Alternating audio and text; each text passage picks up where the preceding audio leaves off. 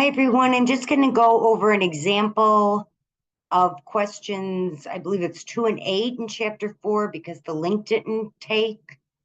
So for question 2, Bob Company maintains a petty cash fund for small expenditures. The following transactions occurred during August. And I've got the various transactions that occurred.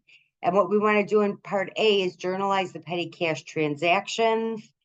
And you're going to have a lot of cents in yours. I just dealt with whole numbers just to make it easier for me in the example. But just so you know, you are going to have decimals. You're going to have a lot of cents.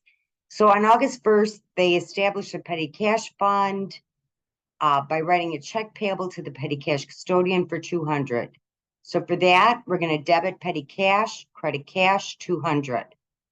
The next item on the 15th, shows they replenish the penny cash fund by writing a check for $190. On this date, the fund consisted of $10 in cash and these petty cash receipts. So the first one is freight out for $80. So you see I have a debit here, freight out for $80. Entertainment expense for $50. I have my debit here, entertainment expense for $50. Postage expense $30. I have my debit here, postage expense $30. And miscellaneous expense $25. And here I have my debit for miscellaneous expense. I'm going to erase this $5 just for a second. The way you figure out about your cash over and short is you have to determine what your total debits are. So if we were to auto sum this, it totals $185. That's what all of these items total. Let me just delete that. So these total at $185. Our cash, and they told us, of course, that we did replenish it with a check for $190. That's right here. Our cash credit was $190. So to determine how much we have to enter for cash over and short as a debit, it is the difference between the two. So $190 minus $185 would be $5. So that's where we got the cash over and short from. The next item on the 16th, we increased the amount of petty cash to $300 by writing a check for $100. So here we have petty cash debit, cash credit for $100. 31st, we replenished the petty cash fund by writing a check for $295. Just show you that's my credit here for $295. On this date, the fund consisted of $5 in cash and these petty cash receipts. Postage expense, $150. We have entertainment expense, $100. That's my debit here. We have freight out for $42.